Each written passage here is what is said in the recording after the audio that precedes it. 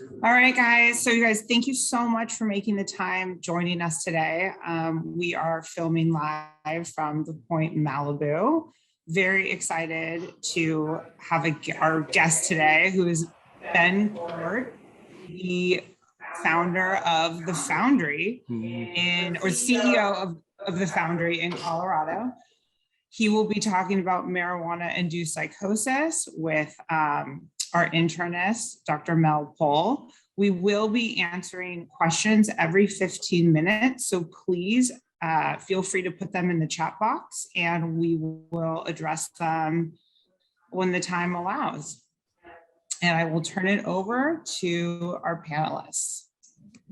Good afternoon.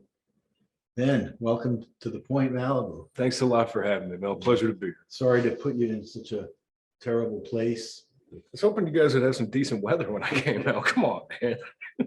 So we're going to talk about your favorite topic, weed. What else is there? I just have to tell folks that everything I know about marijuana, I learned from this guy, except for when I was smoking it. I didn't teach you how to roll. That was before you were born. So where should we start? Let's, I know we both know the seriousness of the problem, but why don't you help frame it for the audience?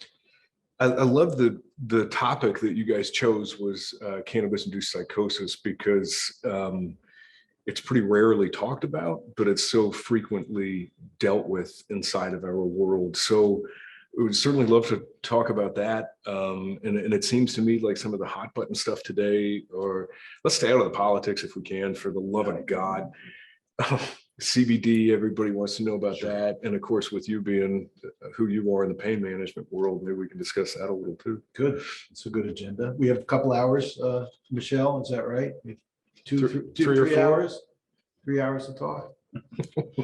So let's talk about psychosis. I mean, psychotic behavior among people who have substance use disorder used to be kind of rare. I mean, if you had somebody with co-occurring schizophrenia or bipolar with psychotic features, you'd have somebody substance using with psychosis. If they were a meth addict, of course, yeah, right, they become psychotic and sometimes have protracted psychosis.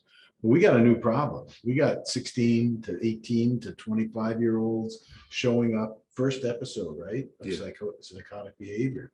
What's going on?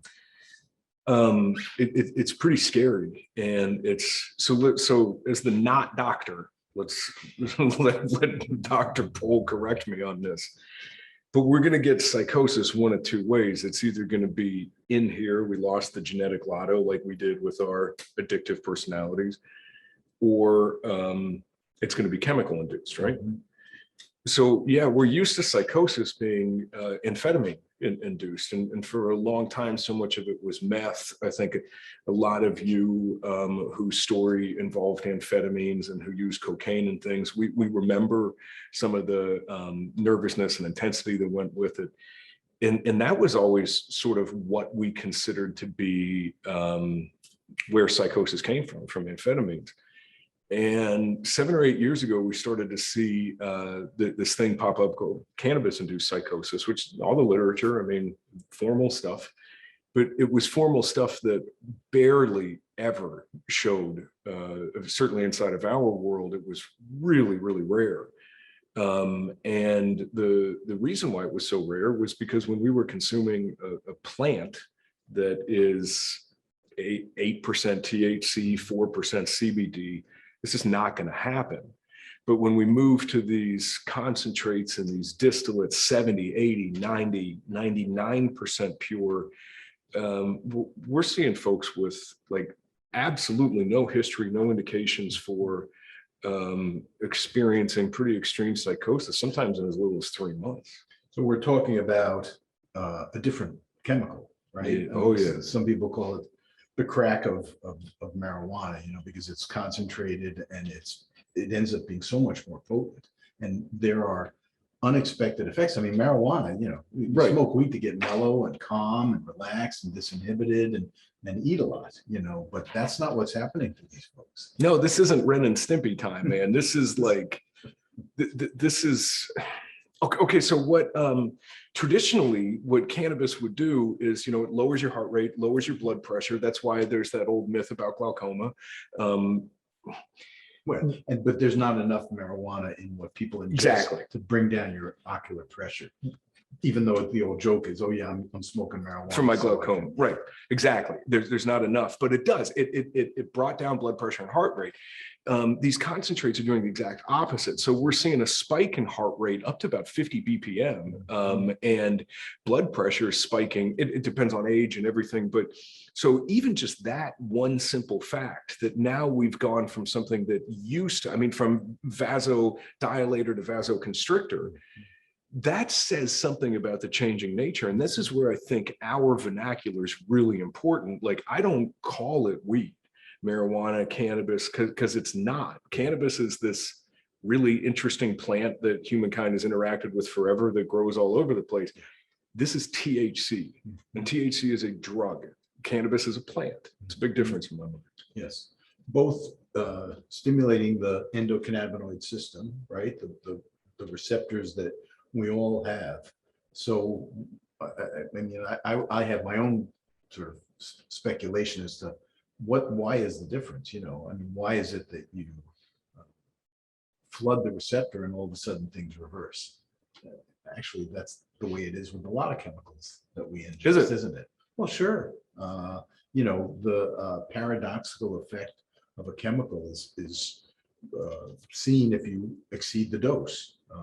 The overdose epidemic is not uncommon. So, but it's still it's confounding because people come to me, with the assumption that it's just this same old marijuana that we used to smoke, and kids, it's very hard to impart to younger folks, and when I say younger, the bar goes to mid-20s, let's say.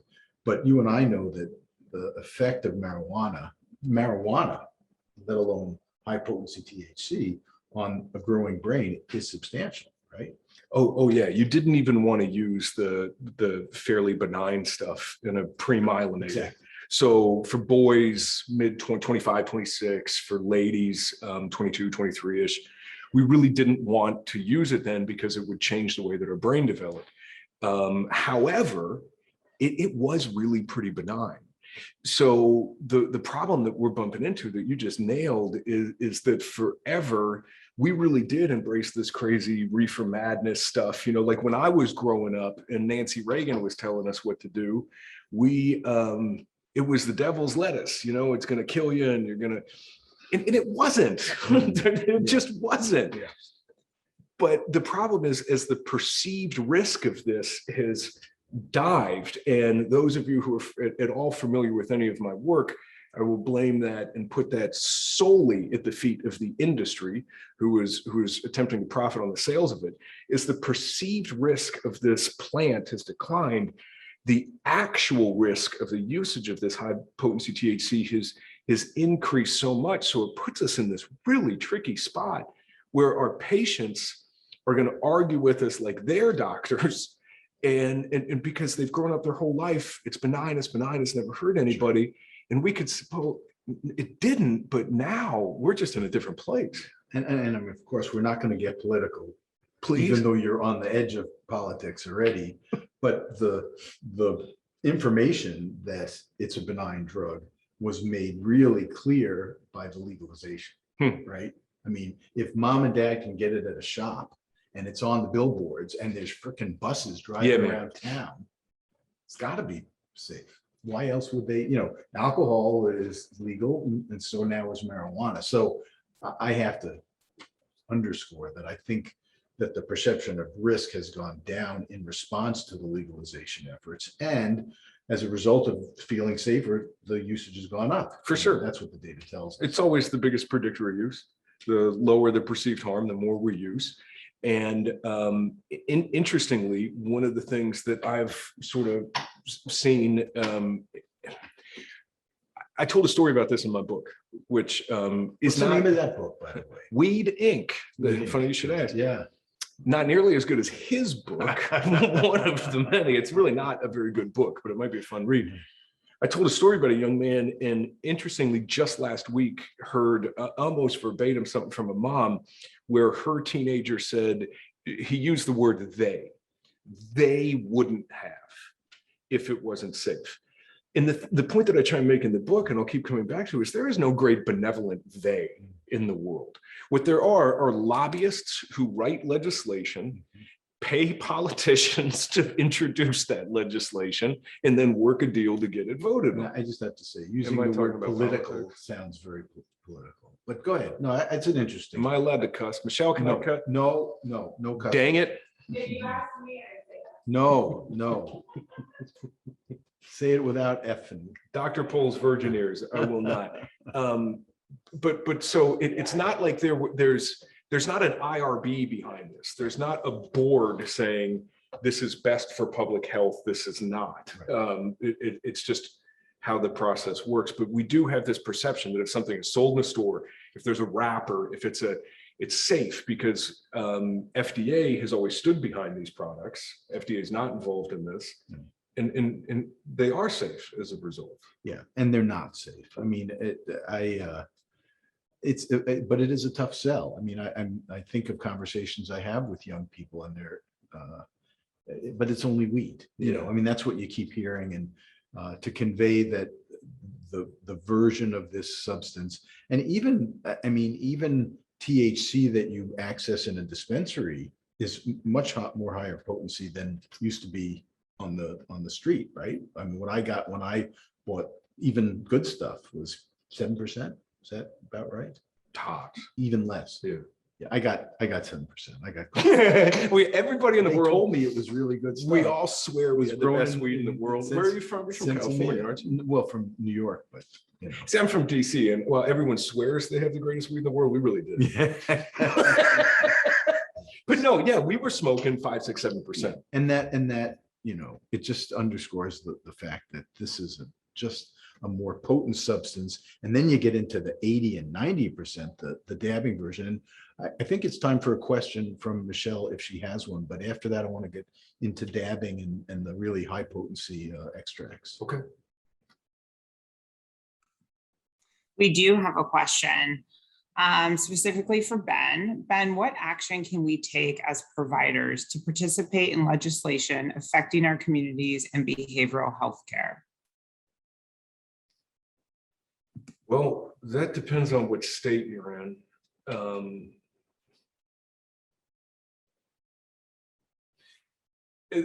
You're going to have to research that one yourself. If you tell me which state you're in, I might be able to help out a little bit. But again, like truly, the politics of this are secondary for me. I think the most important part of that question was your beginning. You said as a provider.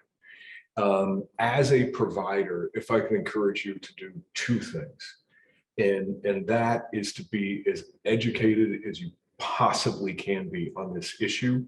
We have some new best practices that we're starting to see in the world. In fact, there's a medical manual that came out this year, published by Springer, called Cannabis in Medicine, an Evidence-Based Approach. And along with my dear friend, Dr. Letitia Bader, I got to write the section on treatment and recovery. And we uncovered some truths there. So that's one, stay educated and up to date on what we know about the treating of cannabis use disorder, one.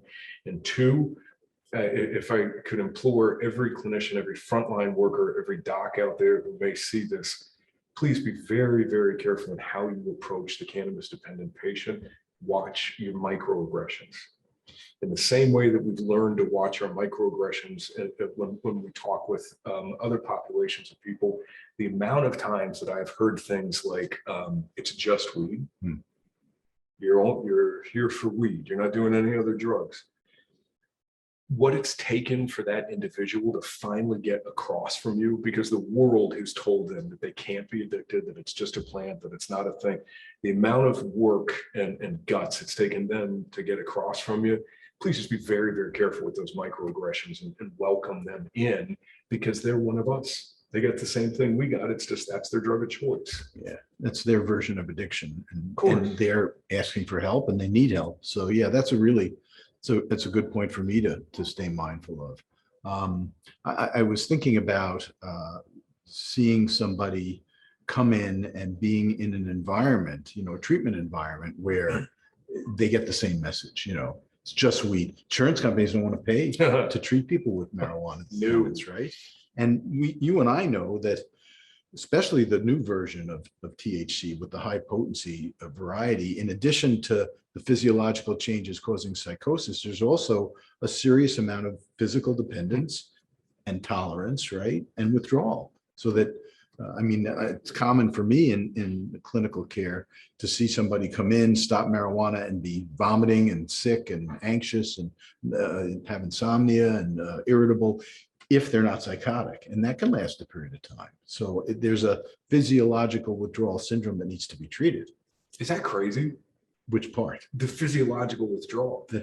Like that we can get physically dependent on THC today. I kind of always knew it. Really? Yeah. Well, I was, in my day, it was a long time ago, but I was a daily marijuana smoker. It was my drug of choice. And I didn't go to treatment to get off the marijuana, but it called to me. So, we'd call that maybe psychological dependence with craving, but I felt physically unwell for probably a week or two after I stopped. And that was with the low potency marijuana. Sure. So my belief is that it makes certainly good sense that a major depressant that really brings the nervous system into a different state, if you use it on a regular basis, is going to have a rebound when you stop. So we're just starting to learn about the physiological dependence too, in a lot of ways. And one of the most challenging things, and for those of you in the treatment world out there to consider, is there's a marked resurgence of symptomology like day 12 to 16. And it tends to be quite a bit worse in women. In all likelihood, it's a BMI issue, but when you think about it, those of you who work in treatment, that's when they've decided we're morons anyway. So, day 1 through 3, oh my God, I'm so happy, hugs and kisses, you're here. And then by the time it's day 10, oh, you people just want my money and you're terrible, bloodthirsty, awful. Because they say that in treatment. Well, I know they won't say it here, but not at the point.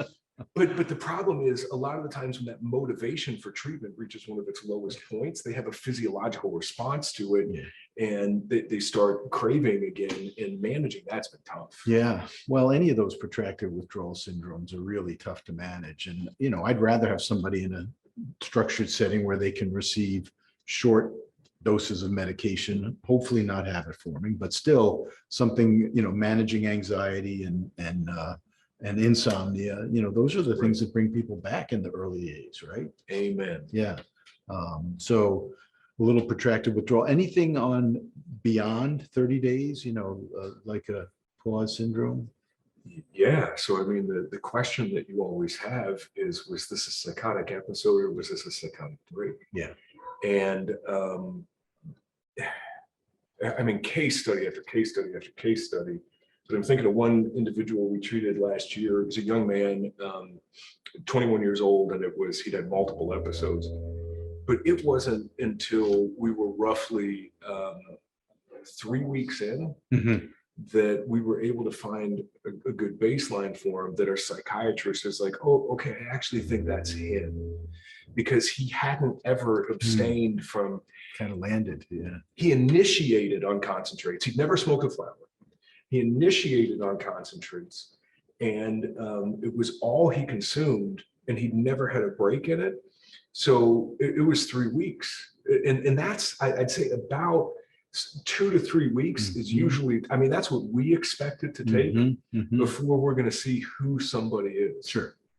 And you can't really treat what may be going on there until that's calmed itself down. That is a long time to wait when insurance company starts fighting you 2 weeks in. Yeah, it's very frustrating that we don't get to spend as much time as we need to with our patients, right? And we expect somebody to go to outpatient after a short period of time and spend a few hours a day, if we're lucky, right? 3 days a week, and then go home to their environment, which is replete with paraphernalia and stressors and availability, to resume their life and stay clean, stay off the sauce, so to speak. I have been pretty impressed with a couple of the bigger insurers lately because they have been listening to us, and not just because I screamed that we're going to sue them for parity violation. Those days are gone. They listen now. They have been listening because we're able to make an effective case, both talking about the patient's mental health as well as their substance use disorder. So for those of you out there who are insurance dependent, you can get it through with the insurance companies. You can make it happen. But if you can't do that, and I'll be very frank with it, this is the place that I send people who don't need that, because you guys will take care of them forever. You'll do anything they need. Well, we'll take care of them as long as they need to be cared 60 for. days forever. Well, or, and NIDA says 90 days is optimal treatment. Now, that doesn't all have to be in a structured inpatient setting. Step down care is appropriate, transitioning from a high structure to a moderate structure to less structure. It is a valid treatment model. It makes great sense.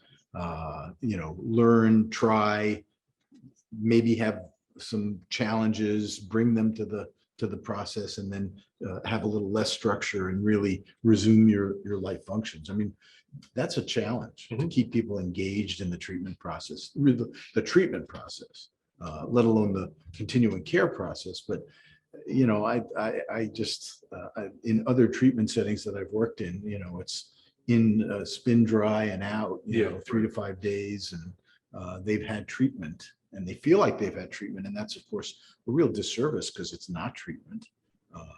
They feel like they've got what they need. As you said, 3 to 5 days, you feel pretty much better. And you're never going to use again. Yeah. We hear it all the time, right? Can we talk about that kind of return to community thing? Sure. One of the things that we found when researching that chapter was how difficult and challenging it can be for the cannabis dependent patient to go back out into the world. So let's take somebody whose drug of choice is anything else. Alcohol, most commonly used substance. They go back out, and everybody's going to kind of rally around them and say, I'm really glad you needed off the sauce, Mel. I'm really glad. If it's heroin, if it's meth, of course, everybody's like. But what we find when it's weed, a lot of the times, there's just a different sensitivity to it. And then the other thing that's interesting is there are so many established rituals that the individuals have that weed was centric to. I mean, you and I have similar histories with it. Like it happened on the airplane today. I decided to throw in The Endless River, which is Pink Floyd's third best album, if you're not familiar. And as I'm listening to it, I'm thinking, this was so much better high. Yeah. This music, like, concerts, eating, movies, interactions with friends, peer group stuff, like Yellow Submarine. Well, I'm not a Beatles guy. Oh, I missed them somehow. I missed them. Well, it's a generation, man. Either that or a taste thing. It's showing my age. But it can be very difficult for the cannabis dependent patient to try and re-enter a society where it's so integrated into our society. And not the least of which is if you're under 25, it's a part of that culture. Yeah. I mean, it's normative to smoke. And if you're not, you really are excluded from that. And I think one of the things you alluded to or stated about that chapter research was there's not a place for them, a ready place for them in like 12-step fellowship or in the recovery community. It's like weed, that it was only weed, what's your problem? I think that's one of the things we're up against. It's gotten better. Yeah. I mean, really, since COVID, I mean, one of the amazing things about COVID, at least for me personally, was the online meetings. So you can go to a meeting every day. It's awesome. There's no excuse anymore, people. Yes. All over the world. Everywhere. Like you can go to a meeting in Ireland and listen to how funny they are. Right. MA is available. Marijuana Anonymous is available everywhere now. So you can log on and you can just just get that. And actually, interestingly enough, of all places, I found myself at an NA meeting in Billings, Montana last week. And one of the things they've added to their preamble now is because, you know, in the NA world, they say, can we drink alcohol? And they say, no, they added cannabis to it as well. That's good. That's really good. Because we talked before the show started about people who are relapsing and the number of people that you've experienced, and I have as well, in the rooms of the fellowship, who think it's okay to smoke a little weed to go to sleep, you know, just a little hit on the vape, you know, it seems so benign, and it's not. It's really not. I mean, people relapse when they stimulate the reward center with anything, including marijuana. And this is the tough thing, is you see the world consuming it more, and we say, well, okay, it might be okay for you, but it's not for me. It's and then you got the logic, the addict logic, where what they'll usually say to you is, but it's legal. So yes, so is alcohol, and Percocet and Oxycontin, and but we don't get to do those things because for us, it's not about an illegal substance. It's not about breaking the law. It's about the reward system. It's the brain. Yeah. And it's about, I mean, you're smarter, know the words, and for me, it's about not being able to sit where I am right now and feel what I have to feel. Yeah. And if I can figure out any way to mask that. So that's what I've seen is people whose recovery and whose work inside of that world always would have said, oh, okay, I'm not feeling good. Now it's time for a meeting, a phone call, an activity. And now they just take a hit and they don't have to do any of that stuff. Yeah. And I will tell you, we're almost time for a break, but I will tell you that as we get older, there are more issues that come up. You know, as an aging adult, I see it among my peers. You know, there's medical challenges that happen. There's more incidents of pain issues. I had a colleague who said, if you're over 60 and you wake up without pain, check the obituary. So I think it might be time for a question. Michelle, what do you think?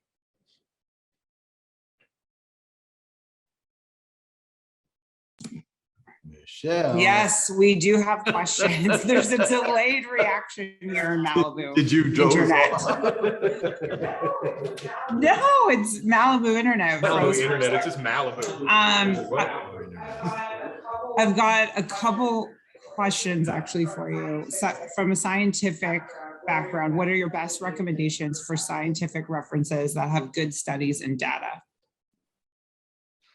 You and me. You know better. I would start with NIDA. The NIDA website has a pretty decent catalog. So that's National Institute of Drug Abuse, NIDA. They've got a really good catalog, so does SAMHSA.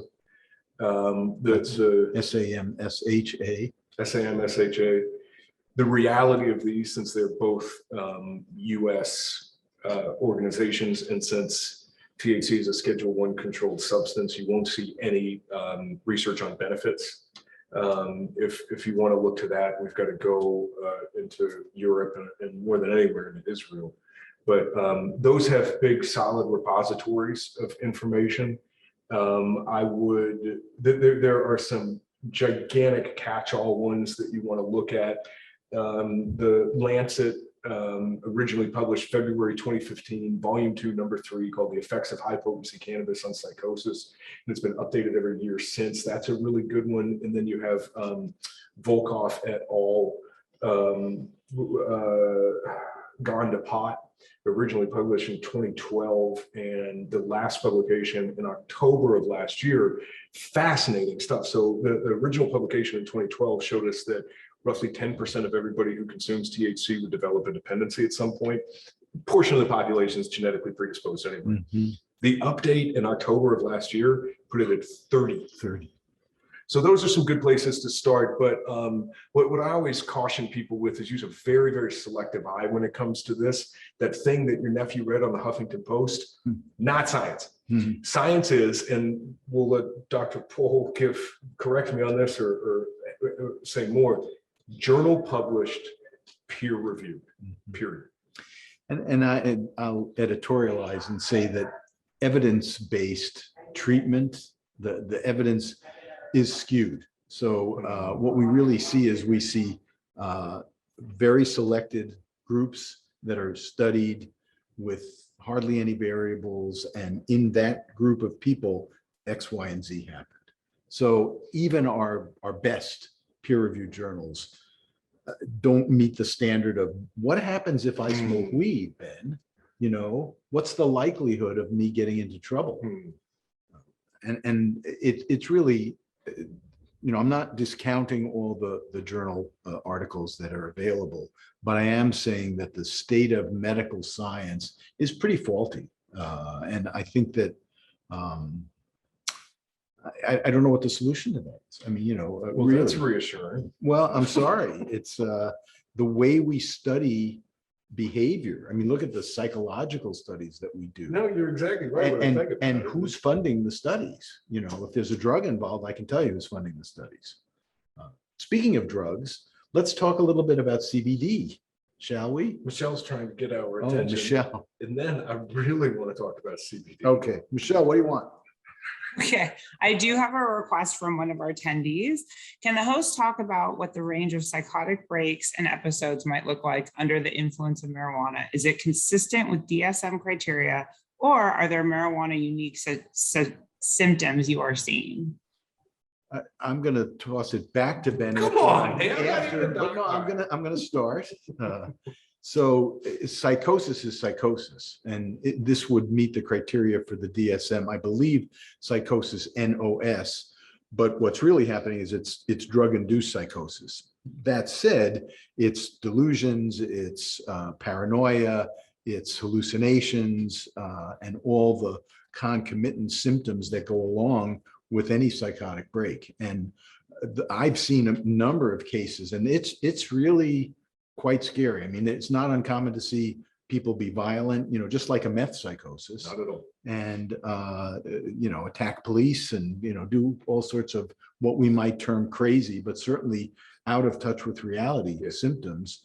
And then, you know, I want to hear from you in your experience in terms of the longitudinal effects. I think we've already touched on the fact that this can be either long-term or endless. I mean, I've seen people have psychotic breaks and not go back. And whether or not they had a genetic predisposition to be schizophrenic or not, sometimes yes, sometimes no. How about for you?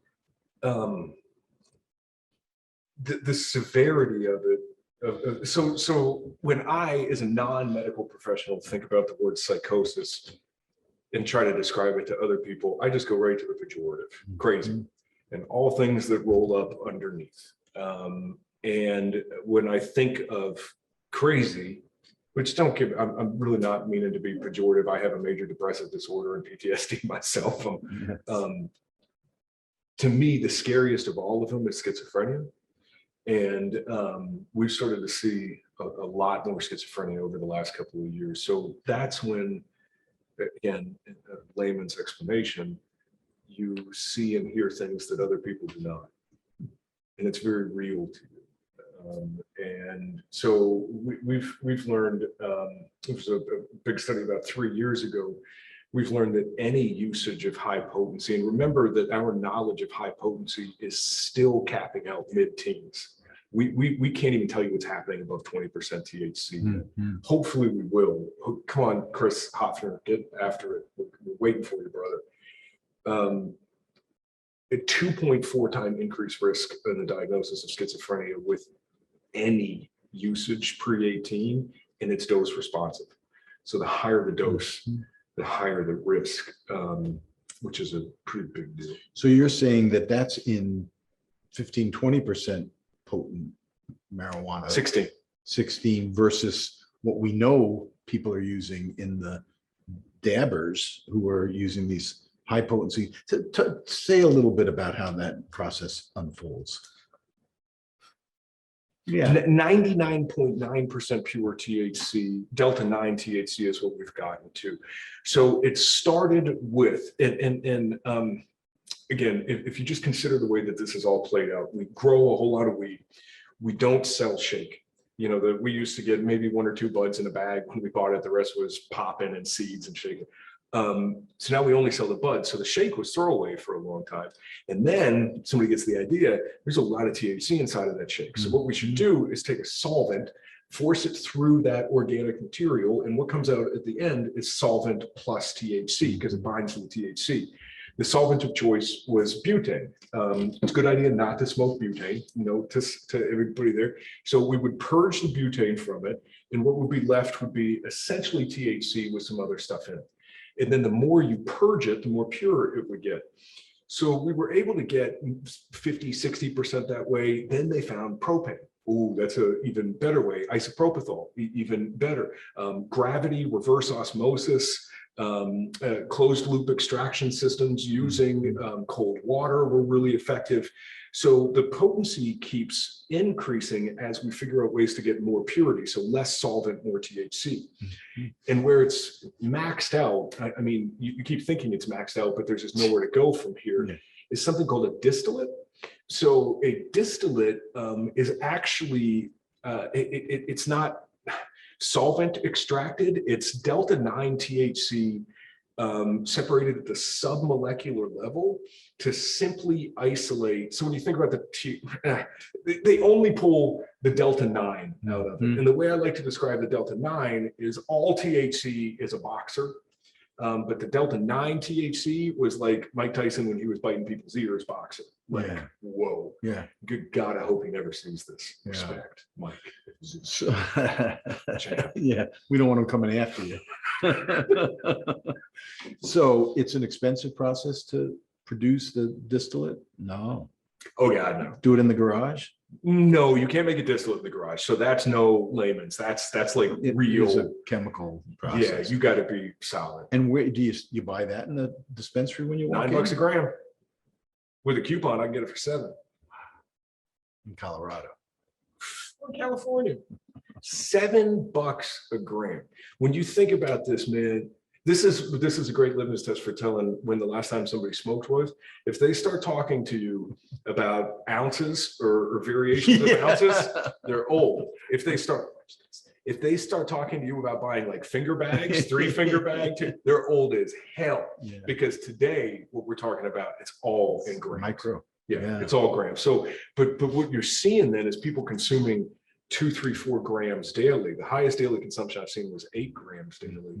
But as the cost continues to go down, use goes up, obviously. It's an arms race. It is, how do we get the most potent for the cheapest? Because it's not the mass user, the casual user that drives the market, just like tobacco, alcohol, problem users drive the market. Right. And make most of the money for the people that are profiting on it. You know what it was in Colorado last year? What? So the 6% of everybody who purchased the $2.1 billion worth of weed that THC we sold in Colorado, 6% accounted for 75.6% of the sales. And that's kind of the same data for alcohol, right? Our people. Alcoholics are driving the market share. Yeah, that's very disturbing. So I really want to say, why don't we do something about this? I don't know why we don't. I did a bit of my share. I mean, I was in Nevada at the time, and when we were debating whether or not to legalize, and the voting thing came out, and there was forums, and I was the chair of 2 forums, one in Northern Nevada and one in Southern Nevada, and it was pretty much a presentation of the data that was not very positive. And the weed people were up in the front row saying, you're lying and you're misrepresenting.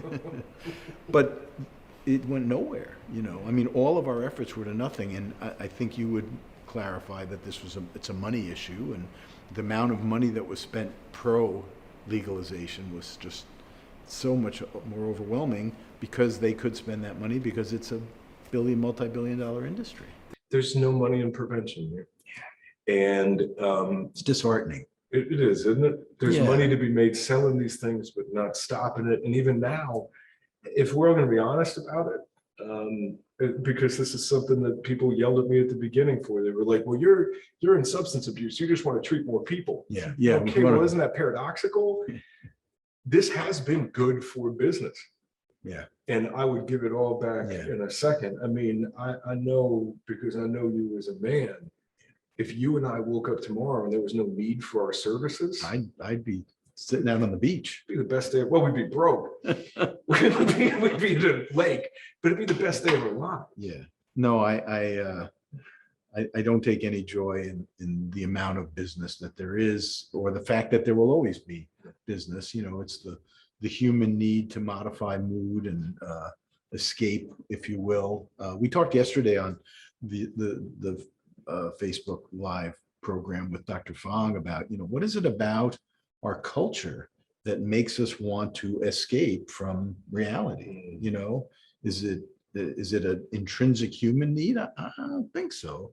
I mean, I thought it was related to a very sophisticated marketing drive by drug manufacturers who had products for all those things, you know, for fear, for pain, for anger, for anxiety, for sleeplessness, for depression. And, you know, starting in the 60s, they started marketing heavy, and we know marketing works, right? To sell product. You know, a couple of the guys from Purdue, the people who brought us the opiate crisis, are now running big weed companies. Yeah. And the other company that they're invested in is Suboxone, by the way. So What it is, it's hard for me because I don't have a great global perspective. There's so much of it is so uniquely American. yes, I think it is. Yeah. And I remember, I haven't traveled out of the Americas much, North America, South America, but I went a couple of years ago and visited your now clinical director, Michael Gillis, out in Thailand, who is just an absolutely amazing human being. And I agree. A great clinician too. And in the short time that I was in Thailand with our friend Randy, I didn't feel that same want To change the reality. Yeah. The want, we're just not as comfortable in our own skin as it seemed like they were. The Dalai Lama tells a story about coming to America and being in the bathroom of his host. And I guess he opened the medicine cabinet like we all do in the bathroom, right? Even the Dalai Lama. And he noted that he saw all these bottles, prescription for anxiety and for sleep. And he wondered what that was about, because I don't think it's like that in their culture either. You know, aspiring to be something you're not, and to look some way that you're not, and to feel some way that you don't feel. All right, we got a little time for a question from Miss Michelle. What do you say, Michelle? So I got kicked off for that, but you guys can hear me. We'll just talk about CBD. We should wrap That's coming next. Either getting into the CBD piece of it all. Is it safe? Is it harmful? And or dabbing was something we touched on, but we weren't able to do, which I find that was Yeah, we're picking CBD. Thank you. So let's have as the subtopic is the plant, the cannabis plant, therapeutic? Because I get asked a lot about, you know, people are coming to treatment for chronic pain. Yeah. And they want to keep their vape, you know, with THC. And of course, we don't have a THC positive program here. So, you know, no, sorry, you can't do that. But so there's a conviction from people who use THC that it's helpful for pain. Is there any data that supports that it's helpful for pain? And then let's change into or morph into CBD as a discussion. Great. This is where we've got to be really, really careful with the terminology as well. Is sumac medicinal? Poison sumac? I'm asking you. I don't know. Do you think I'm a doctor or something? Yeah. Sumac? What the hell is sumac? What are you talking It's about? medicinal components. Yeah. Oh, good. Let's do digitalis. You know, the foxglove plant. Let's do digitalis. That was next. Foxglove is the plant, and it contains digitalis, which helps the heart. Perfect. But nobody chews foxglove. So is foxglove medicinal? No. So we would say the same thing. Is cannabis medicinal? There are medicinal components to the cannabis plant that as somebody who spends a lot of time researching and understanding this, if somebody tells you opposite that, I really would challenge the bias that they're bringing into it, because they're are medicinal qualities to be found inside of the cannabis plant, no doubt. Yeah, I would concur. However, you don't smoke medicine, Right. ever, period. And so now if we can shift our vernacular to talk about CBD with it, the medicinal components that are irrefutable inside of CBD. So let's start with like the miracle drug side of it. And that would be the anticonvulsant properties that we found. So they seem to be fairly limited to a couple of pretty rare types of seizure disorders. However, they're being prescribed off-label, although this wonderful new drug called Epidiolex, not new, but finally approved drug called Epidiolex. And that's being prescribed off-label for all sorts of things other than just Dravet syndrome and things. So Epidiolex is CBD, synthetic CBD. Yes, sir. Alone. Yes. And we like that idea. And people are accessing it really, you say off-label, because it's not for seizures, it's for so pain. And the other things that we know for sure CBD helps with pain. However, you've got this big question that you always want to ask, like, is it as effective as, say, pick an NSAID? Is it as effective as something I could go buy at CVS? Probably not. Excuse me. However, as a topical, combined with some placebo effect, combined, wonderful. placebos are great. Like 50% effective, right? You don't, and no side effects. So I'm good with placebos. No side In fact, clinicians, be the placebo. Provide the belief for your patient that their brain is capable of changing their state. That's what placebos are. We could provide one right now to everybody watching. Your shoulder feels better. Listen to him. The other thing that we can say for sure, and this is where there's this idea called the entourage effect, that you have to combine THC with it. Yeah, talk about that. That's well, what we would see is you could make a good point for appetite stimulation, especially for cancer patients. Patients, AIDS, HIV, who are wasting from it, we could see a good case to be made for that. And that's going to be about where we're going to cap it, with one really, really interesting exception, and that is as an antipsychotic. I don't know if you caught it or not, but I read these things. I only understand like every fourth word, but the Journal of Psychiatry last October wrote something about how they think synthesized CBD might give us a new class of anti-anxiety drugs. Which, wow, that'd be pretty incredible. So that was one of the most important roles, at least in my mind, that CBD played for a long time, was as an antipsychotic. It kept THC from really doing bad things inside of our brain. Yeah, that's really interesting. So when those two, because what naturally occurs inside of the cannabis plants is a 1-to-1. Sure. So when they're found at a 1-to-1, you've got something that's relaxing, not intoxicating, and isn't going to do anything here. Other than that, most of what you hear about CBD is there's a lot of, let's say, hyperbole. Snake oil. All right, there's a lot of snake oil. Listen, man, I think anybody, especially anybody who's not a physician, who tells you that the same thing is going to cure male pattern baldness, ED, your chronic pain, your cancer, is probably selling you something. But however, we really need to acknowledge that the endocannabinoid system, I mean, when I first learned this, it was because I went to medical school quite a while ago, and we didn't talk about the endocannabinoid system. Yes, quite a while ago, Ben, probably before you were born. 79. Well, yeah, I graduated in 76. So there you have it. Wow. So, but the endocannabinoid system is present in almost every organ of our body. Nose to toes. Right. And the version that THC stimulates is different than the version that CBD stimulates, not the version, but the type of receptor that's stimulated. But there are a lot of places that this drug works. Drug, medication, substance works. For sure. So, it's not impossible to think that it maybe is having some positive effects in combination with a placebo effect. The other thing that I'll add to it is we have not studied efficacy. Right. So all of the efficacy studies, we've got to look to Europe and Israel, because it's a Schedule I controlled substance. We may find it does all half the stuff they claim. Now, but CBD is not controlled, right? Oh yeah. Oh yeah. CBD is a controlled substance. You can't, there's absolutely zero ability for FDA to regulate CBD. The reason why we've got Epidiolex is it's synthesized.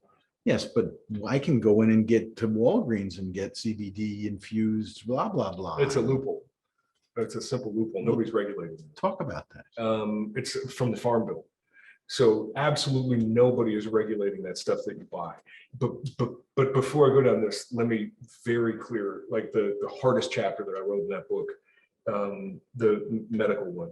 The reality is that I know a lot of people who've gotten relief From pain, anxiety, smoking weed, insomnia, CBD. Yeah. CBD. And I would concur. I mean, a lot of people, I mean, I get asked that question when I lecture, but also from patients, can I use CBD for my sore knee? And, you know, whether it's topical or drops and what I tell people is, look, if you're ingesting it, then there's a potential for side effects. If you're putting on your skin, I don't really care what you put on your skin. But to talk a little bit about the accuracy of the labeling, so that when people are buying CBD, it is not uncommon for them to have this little booster effect of THC in it, and it's not marked on the label properly. Certainly, that's very likely. What is equally as likely is that there is nothing in it. Because we have there is no standard Right. By which we measure what CBD infused is. Like I was joking with you before we started, I'm wearing a CBD infused shirt. Yes. You will never be able to prove to me that I'm not. Yes. And I can sell it for 3 times the market. We have actually, there are people who make CBD infused sportswear and sell it. So since it's not regulated, overseen by anybody, these things that are Well, the claims, right? yeah, you just write it on the label. And of course it is. There was actually NPR did something a year and a half, 2 years ago that I thought was going to blow the doors on this whole thing on the hemp, because we use all those words interchangeably: hemp, CBD, THC, cannabis.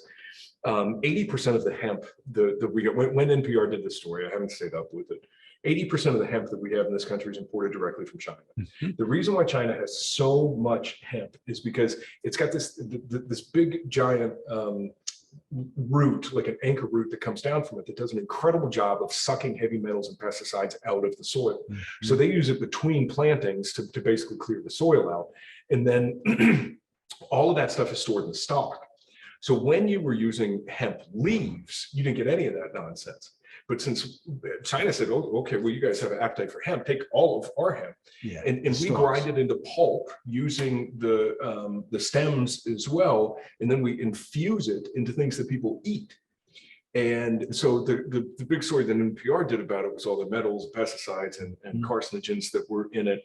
And it's not, the thing that I tell folks is that if they actually are interested in using CBD, if you really want to try CBD, go to your doctor. Mm-hmm.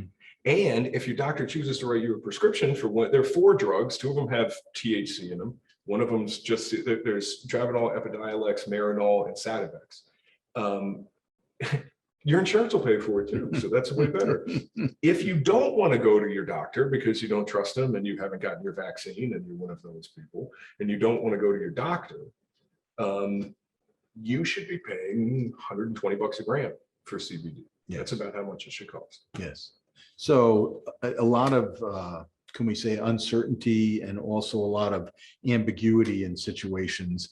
I think the message to your patients or your clients is, if you're going to use CBD, be very judicious. I think it was you, or maybe it was the New England Journal article where it talked about the inaccuracy of the labeling. Make sure that it's been assayed, whatever you're getting, by a lab that is independent, right? You know, independent, right? And it says it on the label, right? So you can really ask for that. It's doing due diligence. There are potential harms, but I have to underscore a point that we are making. We have not been talking about CBD in any way when we talk about the mood intoxicating effects, the psychotic effects, the really addicting effects. That's not what CBD is about. CBD is not psychoactive, non-intoxicating, non-habit forming. Yeah, so it has the potential to really do some good. The interesting thing that I see again is that people want to smoke weed and use vape products for their pain because it's hyped for that. And one of the studies that I saw, I don't know if you saw it, was, and I can't quote the volume and the chapter like you, but I'm a doctor, so I don't have to. But it was, it was, God, I've totally lost my train of thought. Do you have a comment about That's that? what you get for making jokes. It's all that weed. What was I saying? I don't know, man. You weren't listening? Were you guys listening? No? I was thinking, Anybody out there listening? I was just thinking about, never mind. It's going to come back, but it'll take a little bit. We have only a couple minutes. Do you have any final words for our listeners? Thanks for having this talk, man. It's fun. And you guys know, I mean, if you're tuning into this, you know who you are. Your work, and particularly the Day Without Pain, changed my life. And I told you that a couple of times. As somebody who suffers from chronic pain, I know you do too. You're in my Mount Rushmore of people in treatment.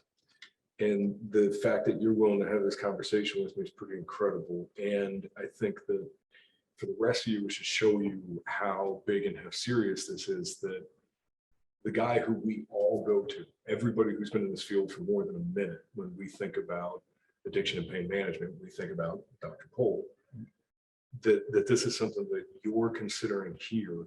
We all should be really giving this some thought, paying some attention to it, because the issue is not going away. And if you haven't bumped into it professionally, you're going to have a sponsee ask you. If you haven't had a sponsee ask you, you're going to have a neighbor ask you. And it's always nice to have some information. The best advice I give you is get educated. And if you don't know the information, for the love of God, don't make something up. Punt it. Send it out to Mel, send it to myself, send it to anybody else. We'll have contact information. I remembered the perception of pain reduction is related to the intoxication by THC. Sure. So you get high, the pain just doesn't matter that much. But that's what the study showed, right? Well, yeah, and then you have an increase in analgesics too. But it's the same thing. It's Right. the What's guy, analgesia? You know. So you have the guy who says, here, drink this snake oil and it'll fix your toothache. Right. Well, your tooth's not going to hurt anymore, but you didn't really necessarily do anything to the decay. Right. The problem that we find then with ingesting this THC is that a lot of the times it can actually be making things worse from a mental health perspective. I would concur. That may be the last word on marijuana for the afternoon. I'd like to express my gratitude. I'm quite serious. I mean, you know, it's like a fan club here, but you know, I met Ben a number of years ago, and when he started talking about weed, I got really interested because, again, it was my drug of choice, so I had some attachment to it, and it's just staggeringly. And the political efforts and the way this has gone it's really quite discouraging. I mean, I feel badly for our kids who are, you know, who have this exposed like M&Ms. And I wonder where mental health is going to go, because there's going to be an increased incidence of psychosis as a result of people who have cannabis-induced psychosis. So I think we'll call it there. Thanks, guys. It looks like we might have to recontinue this to get on the topic of dabbing, since we did have some people that were interested in that, but that was a very special way to end it. And I put my email in the chat box. So if you guys need to email me specific questions, please let me know. And the video will be posted on YouTube in the next couple of days. So again, thank you so much for joining us. And I hope you have a great rest of your day. Thanks so much. Goodbye from Malibu.